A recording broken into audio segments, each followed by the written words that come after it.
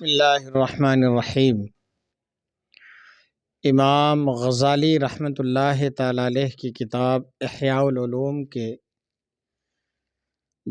جلد 3 پر یہ واقعہ رقم ہے کہ حضرت سیدنا شیخ ابو عبداللہ خیاط رحمۃ اللہ تعالی علیہ یہ اللہ کے نیک صالح اور ولی صفت انسان تھے۔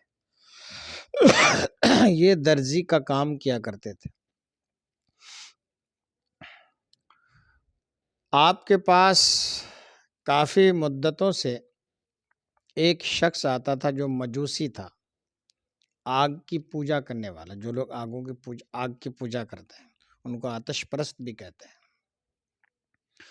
تو ایک مجوسی کپڑے سلانے کے لیے آیا کرتا تھا۔ آپ اس کے کپڑے سل دیتے تھے اور آپ کو وہ اس کے عوض میں بدلے میں کھوٹا سکہ دے کر جاتا تھا، جو اس وقت مارکیٹ میں نہیں چلتا تھا۔ لیکن آپ اس کھوٹے سکے کو جان بوجھ کر اپنے پاس رکھ لیتے تھے، اس سے کچھ نہیں کہتے تھے۔ یہ سلسلہ چلتا رہا۔ چلتے چلتے ایک دن ایسا ہوا کہ آپ دکان میں موجود نہیں تھے۔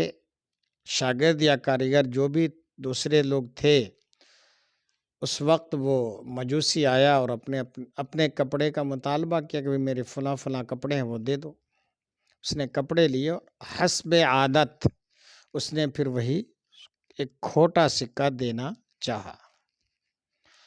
شاگردوں نے کہا کہ یہ تو کھوٹا ہے، تو چلتا نہیں ہے، یہ ہم نہیں لے سکتے۔ بہرحال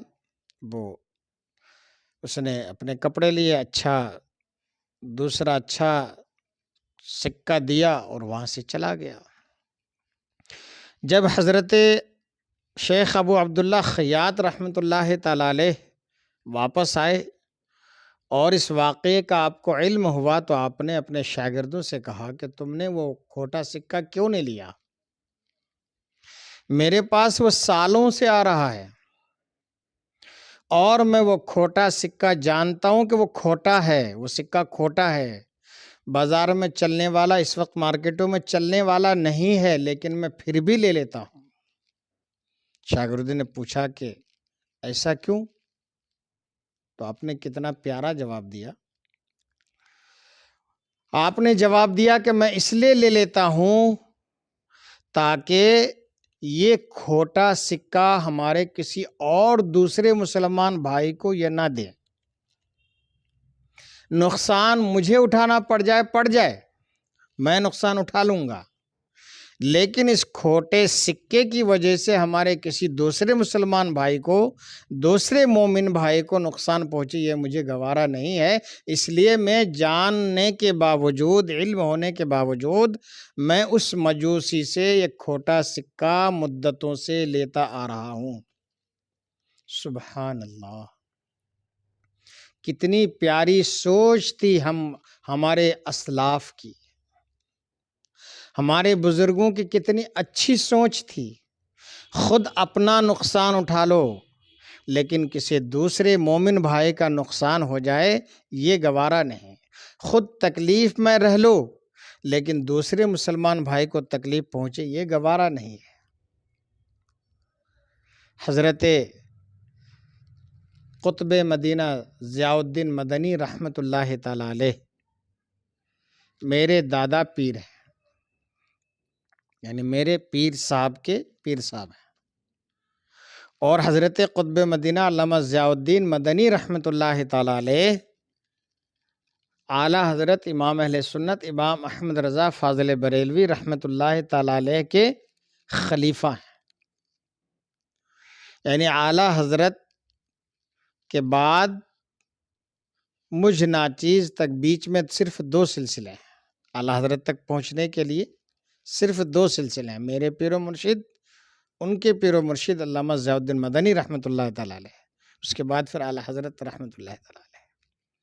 تو یہ قطب مدینہ علامہ ضیاء الدین مدنی رحمۃ اللہ تعالی علیہ یہ اعلیٰ حضرت کے مرید اور خلیفہ تھے، اور انہوں نے تقریباً 75 سال مدینہ منورہ میں زندگی کے لمحات اور اوقات گزارے اور مسجد نبوی میں علم حدیث کا انہوں نے درس دیا۔ سبحان اللہ، کیا تقدیر تھی۔ یہ اپنی زندگی کا ایک بہت بڑا پیارا واقعہ بیان کرتے ہیں، اور ان کے ساتھ بڑے بڑے ایسے واقعات پیش آئے کہ کبھی کبھی سننے کے بعد جسم کے رونگٹے کھڑے ہو جاتے ہیں۔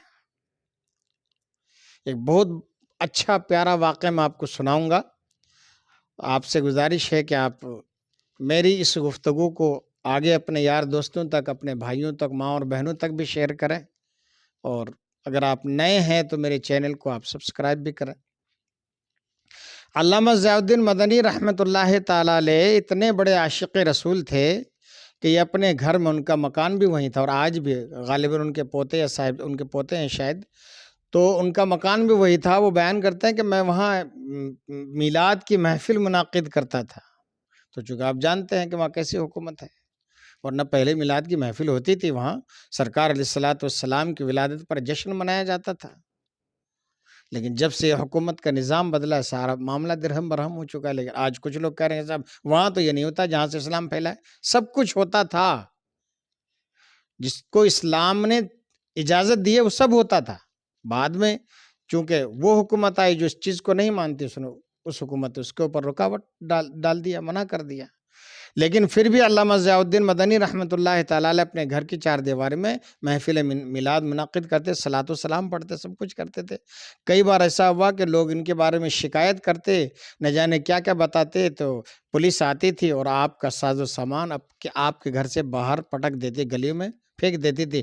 لیکن علامہ ضیاء الدین مدنی رحمۃ اللہ تعالیٰ علیہ کسی سے کچھ شکوہ شکایت نہیں کرتے، فوراً جاتے سرکار علیہ الصلوۃ والسلام کے روضے کے اوپر حاضری دیتے، صلاۃ و سلام پڑھتے، اور اس کے بعد اپنی روداد اور اپنی کہانی سرکار کی بارگاہ میں پیش کرتے۔ یہ بیان فرماتے ہیں کہ ایک بار نہیں، بارہا ایسا ہوا کہ میرے ساتھ اس طرح کا معاملہ پیش آیا، اور میں سرکار کے قدموں میں ہوں اور سرکار سے اپنا احوال بیان کر رہا ہوں کہ پولیس کا جو سب سے بڑا افسر ہوتا وہ میرے پاس آتا اور مجھ سے عاجزی کرتا اور مجھ سے منت و سماجت کرتا، اور مجھے پکڑ کے میرے گھر میں لے جاتا، میرے سامان کو اٹھوا کر پھر میرے اپنے گھر میں رکھوا دیتا۔ یہ سرکار علیہ الصلوۃ والسلام کی شفقتیں تھیں ہمارے دادا پیر کے ساتھ۔ سبحان اللہ۔ یہ علامہ قطب مدینہ علامہ ضیاء الدین مدنی رحمۃ اللہ تعالیٰ علیہ، بہت روحانی واقعہ، غور سے سنیے گا۔ یہ بیان فرماتے ہیں کہ ایک بار مدینے کے بازار میں ایک کپڑا خریدنے کے لیے کچھ لوگ آئے، ایک دکان پر گئے، تو انہوں نے کہا کہ بھائی فلاں فلاں کپڑے دے دو۔ غالباً شادی وغیرہ کا کچھ ایسا معاملہ ہوگا، زیادہ کپڑے کی ضرورت تھی۔ تو اس دکاندار نے کہا کہ ایسا ہے بھائی صاحب، آپ میرے سامنے والے ہمارے جو میرے سامنے بھائی ہیں ان کی جو دکان ہے، آپ یہ کپڑے وہاں سے خرید لیں۔ تو آنے والے بھائی نے کہا کہ یعنی گراہک نے کہا کہ کیا آپ کے پاس یہ کپڑے موجود نہیں ہیں؟ تو انہوں نے کہا کہ میرے پاس جن کپڑوں کا آپ نے مطالبہ کیا میرے پاس موجود ہیں، میں آپ کو دے سکتا ہوں، لیکن ابھی تک جب سے صبح ہوئی اور اب تک میرے پاس تو گراہک آ چکے ہیں، میں نے آج کے لیے مجھے جتنا چاہیے تھا اتنا میرے پاس آ چکا ہے، یعنی اللہ نے اتنی روزی مجھے دے دی ہے، لیکن میرے سامنے جو میرے بھائی ہیں، مسلمان بھائی ہیں، مومن بھائی ہیں، ابھی تک ان کے ہاں ایک بھی گراہک نہیں ہے، ان کے ہاں بکری نہیں ہوئی ہے، آپ یہ کپڑے وہاں سے لے لیجئے۔ سبحان اللہ۔ سوچ دیکھیے آپ، فکر دیکھیے آپ، ایک دوسرے مسلمان بھائی کے لیے ہمدردی کا جذبہ دیکھیے آپ۔ اس کو کہتے ہیں ایثار، اس کو کہتے ہیں قربانی۔ اپنے اوپر دوسرے اسلامی بھائی کو، مومن بھائی کو ترجیح دینا، اس کو کہتے ہیں حقیقی ایثار و قربانی۔ کتنی بڑی نیکی ہے۔ تو حضرت قطب مدینہ ضیاء الدین مدنی رحمۃ اللہ تعالیٰ علیہ فرماتے ہیں پہلے کے مسلمانوں کا جذبہ یہ تھا، اور آج ہم بھی مسلمان ہیں، ہمارے مسلمان بھائی کٹ رہے ہیں، ہم جشن منا رہے ہیں۔ ہمارے بھائی ایک ایک بوند پانی کے لیے ترس رہے ہیں، ہم شراب و کباب کے محفل منعقد کر رہے ہیں۔ ہمارے بچے شہید ہو رہے ہیں اور یہ عیاشیوں کے بچے ٹھٹھا لگا رہے ہیں، عیش کا بستر جمائے ہوئے ہیں۔ یہ وہ مسلمان تھے۔ اس لیے غالباً علامہ اقبال نے کہا تھا، یہ مسلمان ہیں جنہیں دیکھ کے شرمائے یہود۔ یہ تو تنہائی میں یہود و نصارہ بھی ہم پر کتنے شرماتے ہوں گے نا، عیاشوں کے اڈوں کو دیکھنے کے بعد، کہ ایک طرف ان کا بھائی کھانے پینے کے لیے ترس رہا ہے اور یہ عیاشوں کے اڈے سجائے ہوئے بیٹھے ہیں۔ یہ ہمارے مسلمان بھائی تھے کہ جنہوں نے کپڑا موجود ہے، سب کچھ دے سکتے ہیں، لیکن کہا کہ بھائی آج ہمارے پاس اتنی روزی آ چکی ہے کہ ہمارے گھر کا خرچ چل سکتا ہے۔ ہمارے سامنے جو بھائی دکان لے کر بیٹھا ہے، اس کے یہاں ابھی تک کوئی گراہک نہیں آیا، بکری نہیں ہوئی ہے، یہ سامان آپ ان سے لے لیں۔ یہ کتنا پیارا اشارہ ہے۔ یہ علامہ ضیاء الدین مدنی رحمۃ اللہ تعالیٰ علیہ اپنی زندگی ایک پیارا واقعہ بیان کرتا ہے۔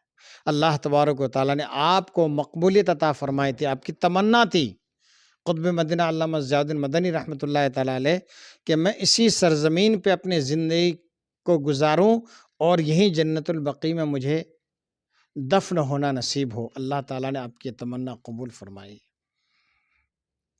اور آپ آج جنت البقیع، مدینہ منورہ کا جو قبرستان ہے اس کو جنت البقیع کہتے ہیں۔